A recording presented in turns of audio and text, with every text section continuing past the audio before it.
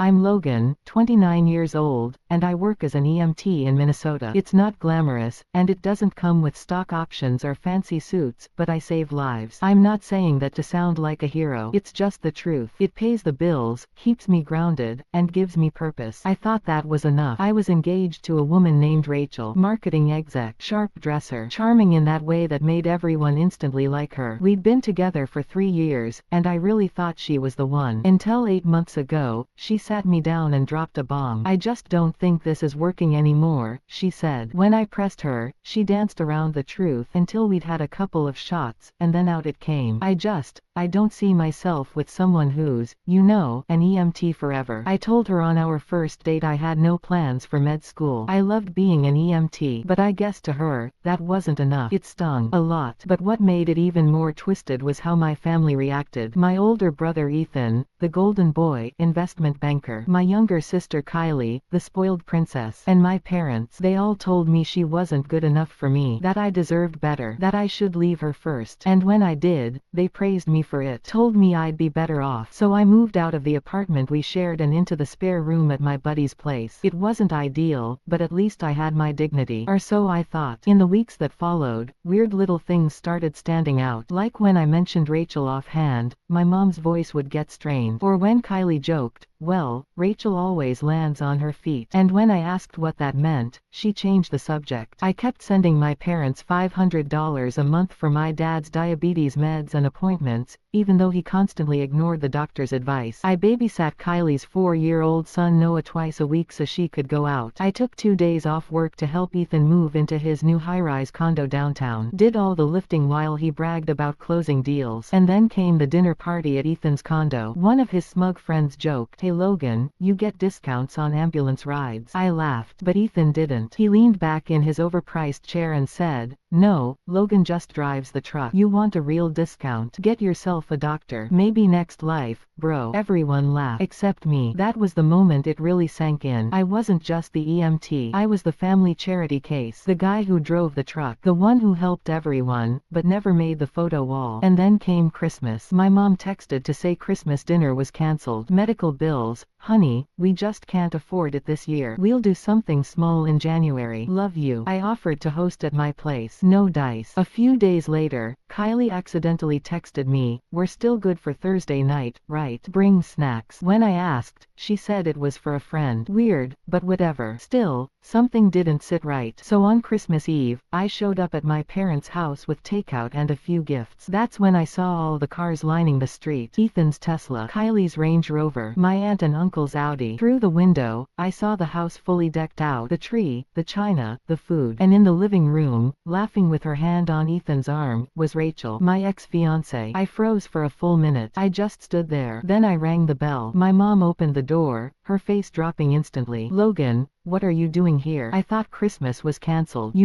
For money reasons." Behind her, the party went silent. Ethan smirked. Kylie wrapped her arm protectively around Rachel like I was the threat. I walked in. "Actually, I think I will come in," I said. The whole house reeked of betrayal and roast turkey. I looked around at these people I had supported emotionally, financially, physically, all acting like I was the one crashing their party. "Someone want to tell me what the hell is going on?" My dad tried to calm me down. "We were going to tell you after the holidays." "Tell me what?" "That my ex-fiancé is now dating my brother. That Christmas wasn't cancelled, just my invitation was." Ethan stepped forward with Rachel under his arm. "We just connected. It just happened, bro. You and Rachel were already done since last summer." Kylie chimed in, rolling her eyes. "Last summer, when I was working overtime to buy Rachel a better ring, I turned to my parents." "You knew?" My mom tried to spin it. "They're better suited, Logan. You know how you've always struggled to find your path. 7 years as an EMT, hundreds of lives saved. But to them, I was still the one who never found his path." My dad tried to offer a consolation dinner. Leftovers. The next day, the afterthought. I exploded. I laid it all out.